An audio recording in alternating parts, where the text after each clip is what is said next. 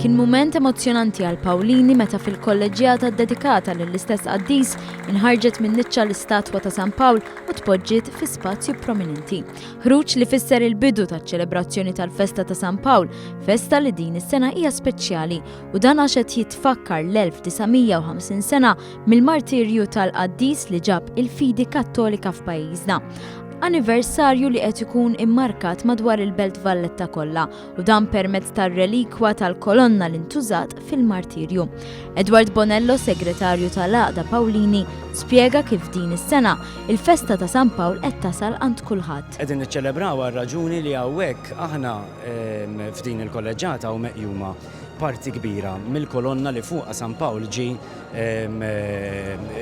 qatawlu rasu, ġifieri ingħata l-martirju. U din allura din kienet ingħatat lill-kolleġġata mill-Papa għas-servizz illi kienu taw il-kanonċi fi żmien il-pesta, kienu mietu anki numru ta' kanonċi.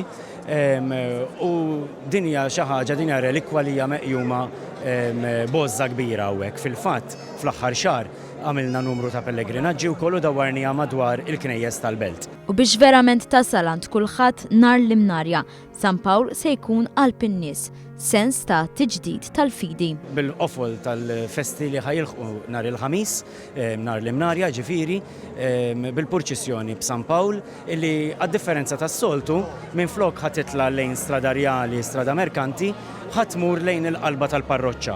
Ġifieri lejn naħa li aħna nsibuha bħala l-Arċipirku fejn hemm il-qampina tal-Malta Siege biex niftehmu u fejn hemmhekk se ssir il-dikjarazzjoni tal-fidi, il-ġdid tal-fidi tal-Maltin u d-berik tal-Port il-Kbir.